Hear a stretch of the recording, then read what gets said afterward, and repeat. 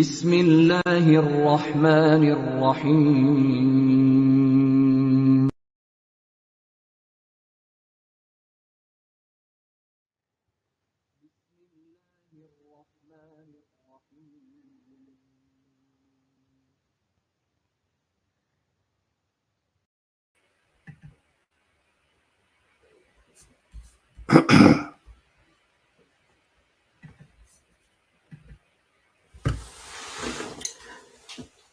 Assalamu alaikum. It is Monday, the 9th of May, 2022. And in our series, Reflections on the Holy Quran, this is broadcast number 309. And today we will look at the words used in chapter 2, verse 100 of the Holy Quran. And this is the second part of our broadcasts about this verse of the Holy Quran. The Ahmadiyya movement or Ahmadiyya Anjuman was created by Hazrat Mirza Ghulam Ahmad, and he taught us that although other people, other Muslims, say that after the Holy Prophet Muhammad another prophet can come, this is untrue, because the Holy Quran says that the Holy Prophet is the seal of the Prophet. And the Holy Prophet explained the meaning of the word seal of the Prophet, or the term seal of the prophets, by saying that it means last of the prophets. So no prophet will now come, neither an old prophet nor a new one. Hazrat Mirza Ghulam Ahmad's claim was that he was the Mujaddid, a reformer who'd come to reform Muslims, and his distinction was that he was the one that the Holy Prophet Muhammad referred to as Messiah and Mahdi in his hadith, in his saying. Hazrat Mirza Ghulam Ahmad also pointed out that Muslims are very hasty in calling each other heretics and kafirs and so on. The Holy Prophet had said that if one reciter of the Kalima says to another reciter that you are a heretic, you are a non-Muslim, you are a kafir, then this verdict, this edict, falls upon the person saying it. So Hazrat Mirza Ghulam Ahmad said that people who recite the Kalima should not indulge in this. And he also said that Muslims outside the movement believe that some of the prophetic revelation that the Holy Prophet received has been missed out from the Holy Quran. And some that is in the Holy Quran has been abrogated, has been cancelled. He said this is completely untrue. God says in the Holy Quran that he revealed the Holy Quran and he will protect it. So how can anything be missed out? How can anything that is in the Holy Quran be cancelled? Further, Hazrat Mirza Ghulam Ahmad stressed that jihad is every Muslim's fundamental duty. But it is jihad as defined by the Holy Prophet Muhammad, not by others. When returning from fighting, the Holy Prophet Muhammad said Muslims return from the minor jihad to the major jihad. And the major jihad he defined as jihad bin nafs, a struggle, a jihad with your own self, to stop yourself from doing the wrong thing and always do the right thing. So let us turn to the Holy Quran And as we said, I'm on the wrong page. This is chapter 2, verse 100.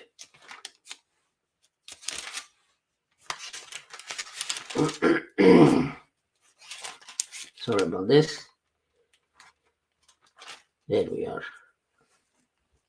أعوذ بالله من الشيطان الرجيم بسم الله الرحمن الرحيم أَوَكُلَّمَا عَاهَدُوا عَهْدًا نَبَذَهُ فَرِيقٌ مِّنْهُمْ بَلْ أَكْثَرُهُمْ لَا يُؤْمِنُونَ. Is it that whenever they make a covenant, a party of them cast it aside? Nay, most of them have no faith. Last time we had got as far as this. Awakullama ahadu. Now, next word is ahdan. Now, this is made from the same root as ahada. So, ahadu. So, I won't repeat the explanation this time. Later on, when the word occurs, I'll repeat the whole explanation. Then we have nabazahu fariqum. So we look at these two words. So first, let's go to nabazahu, and let me find my notes, which is always a struggle because my notes are on the computer, and they get messed up in the previous broadcast. Okay, so nabazahu, its root is noon ba wal, and it has two segments, nabaza and hu. Hu is a pronoun and nabaza is the verb. And the words, there are two words we find in the Holy Quran made from this root, and in total they appear in the Holy Quran 12 times and 10 times as nabava. And it means discarding something, throwing it away, because as far as you're concerned or in your eyes, it has no value. So you discard it.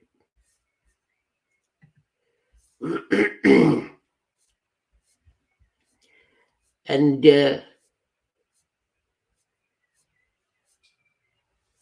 that is the literal meaning. But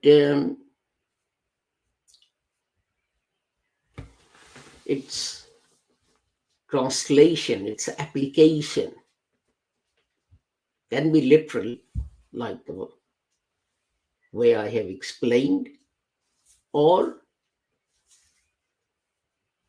something that has the same essence as ignoring something, throwing something away, etc. For example, in chapter 104, verse 4, it says, La yumbazanna fil khotamah.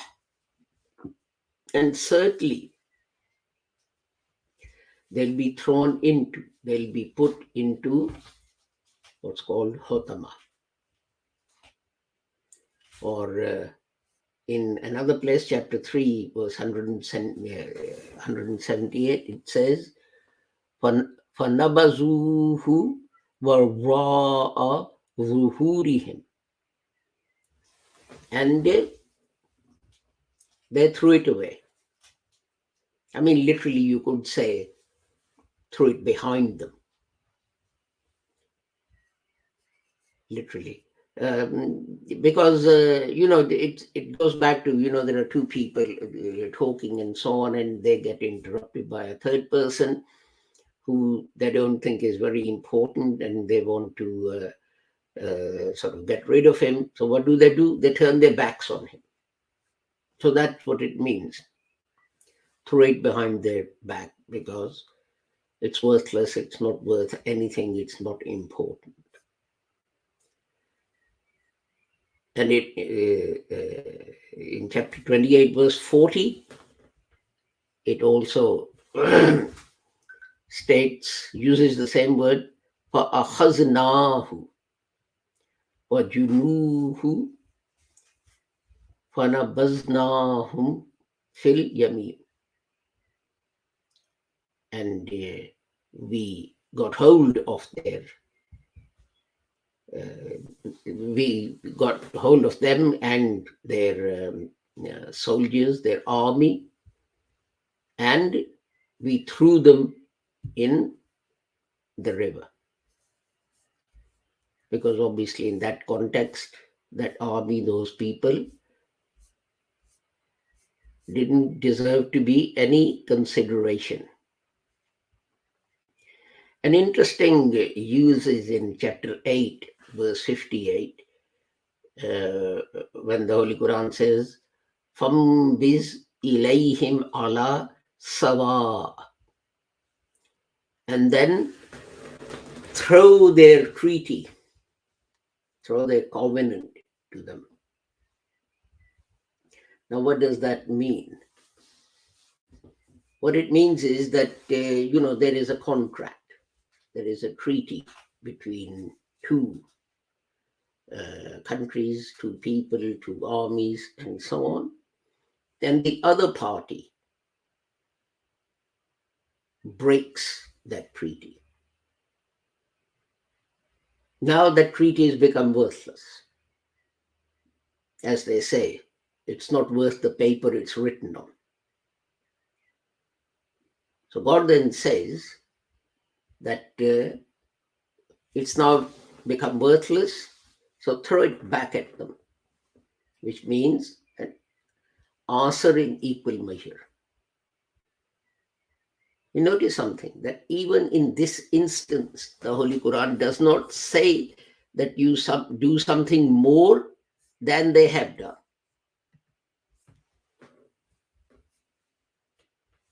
They have broken the peace treaty, for example.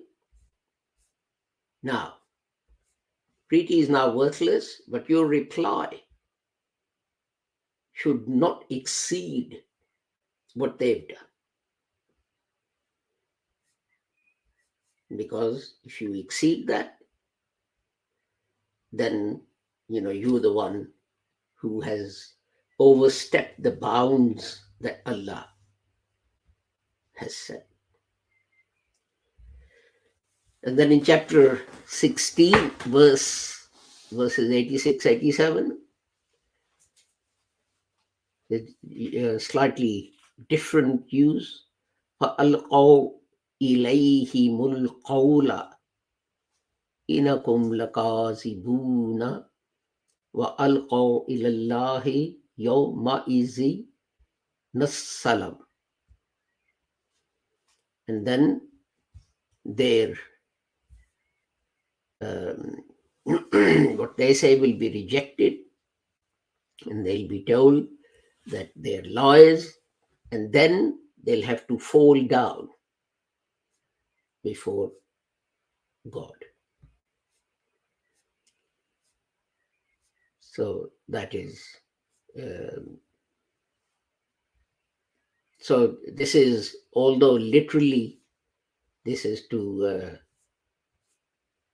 throw something away, ignore something because it's unimportant, but you can see that wherever something becomes,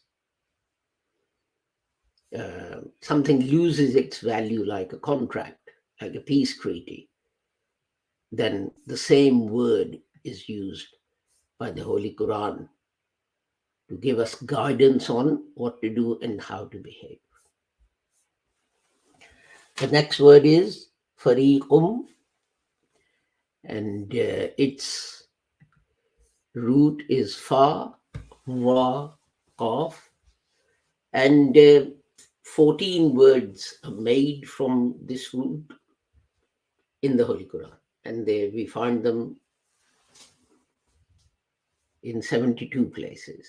So using these three letters, we find 14 different words made, which appear in 72 different places in the Holy Quran. 33 times, which is the majority, it's the noun fariq. And then the rest 9 times as farraqu, and 8 times as tafarraqu, and 7 times as furqan, and then twice and once, and all this kind of thing. So, and it's interesting that there are two roots, two words, al-farqu and wal-falqu, and they have very close meanings, which mean, and the meaning is to split. As the Holy Quran says in Surah Baqarah, chapter 50, وَإِذْ فَرَقْنَا بِكُمُ الْبَحْرَ, and we split the river for you. And al-fiqhu, which is used in chapter 26, verse 24, that means the piece that separates. You know, if you have like an apple, and you can cut it in the middle, or you can cut it to one side or whatever, and you take one piece you eat, then, you know, one piece will be called the piece that has separated. And this is the root, this is the basis of the word firqatun, and which is used in chapter 9, verse 122, which means a group, a party of people.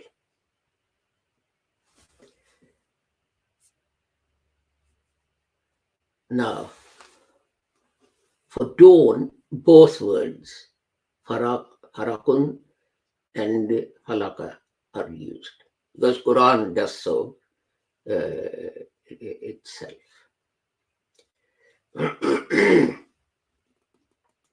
فَانْفَلَقَ فَكَانَ كُلُّ فَرِيقٍ كَالطُّودِ الْعَظِيمِ. And the river was split, and each part of it was as if it's a mountain. So you can see falaka and fariq used in the same verse. Fariq, Urdu speaking people will find it easy. Fariq is a party, a group, which separates from others.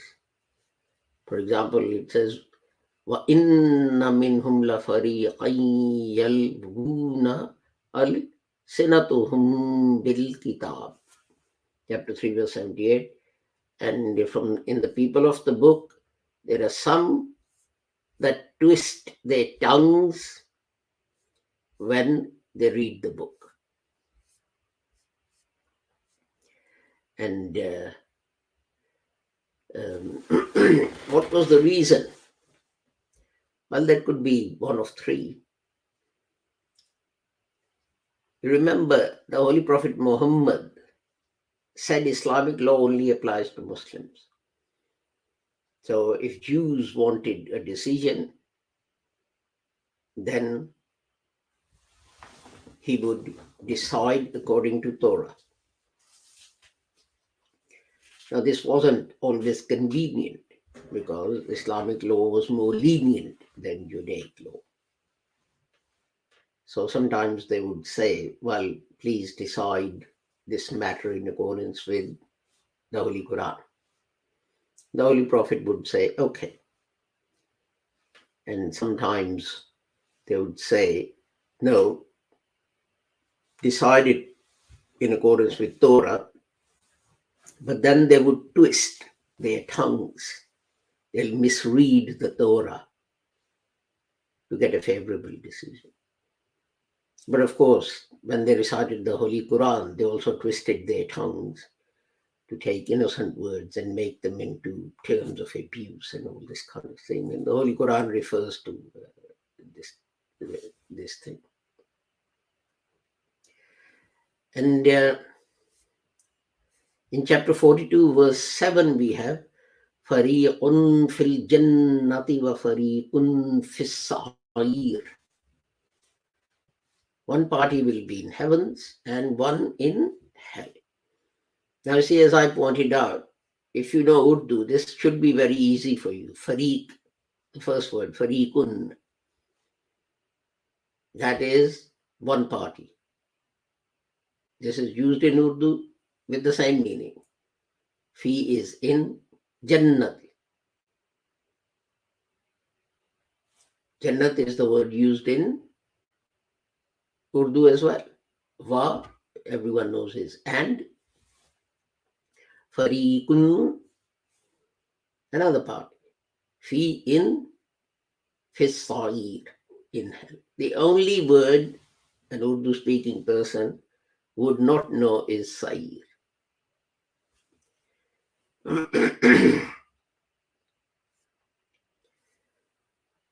In chapter 23, verse 109, the Holy Quran says, Innahu kana fariqum min ibadi. And from among my servants, there was a group who had certain qualities. And again, we have chapter 2, verse 85. وَتُخْرِجُونَ فَرِيقًا مِّنكُم مِّن دِيَارِهِمْ. And from among them, they would turn some people out of their land. And most of these words should be familiar to Urdu-speaking people because there are similar words or even same words. They are homeland, home. That's in Urdu as well. Diyarihim. Fariq, we've already seen. Tukhrijuna, ikhraj is in Urdu as well. It means expulsion or going out or being sent out or that kind of thing. And in fact, what it is al-harqan is the parting of the hair. So you've got something and all of it is the same. The hair on your head is the same. At front and back, right, left, and so on. And you take the thing that is the same and you split it into two. And the same thing applies to people.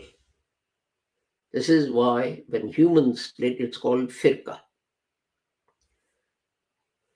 But as I said, this refers to parting of the hair as well. And wherever parting is involved, this word can be applied. It's also applied to when a decision is taken. So what are you separating? The judge is separating what he thinks is the correct thing from the wrong thing. So the same word is used because the concept of taking one thing and splitting it into two is being used. You see, I mean, some people say, well, does it mean that you can't disagree with other people and so on? And you must all believe and say the same thing. No, it doesn't mean that. It doesn't mean that. That is not what democracy is about. This is what people misunderstand. What democracy is about, that people gather together and they discuss various options for whatever. But once a decision is taken, everyone accepts that decision. The example of Hazrat Umar. He was going to enact a law, and a lady stood up and said, well, that's not what the Quran says. And no one else disagreed with her. And Hazrat Umar then said that no, he won't enact the law because this lady is quite right. It is against what the Quran says. But if, there is some matter and a decision is to be taken on that, and a decision that is taken by the majority, it's against what you believe should be done, then what are you going to do? Democracy demands that you accept the decision and carry on. But if you don't accept the decision, and instead you start emailing and ringing people around and saying, oh, this is the wrong thing, and why they're doing it, and, join me, and so on, that creates division and chaos. That's anarchy. That's not democracy. And unfortunately, this is what happens amongst the Muslims. As long as a decision is in line with what you think is the right thing, then it's democratic. But if a decision is taken against what you're arguing for, then, it's heresy, it's wrong, it's this, it's that, etc. And they start doing all manner of things which split the community. That is what is wrong. It's not the disagreement that's wrong. It's the failure to accept the decision of the majority that is wrong. And that is what creates that splits the community into two, and people start all manner of things and so on. So we must guard against that, and we don't, unfortunately. Well, with that, I take my leave of you. Wherever you are, whoever you are, may Allah keep all of you safe and sound and free from harm. Assalamu alaikum, Khuda Hafiz, goodbye.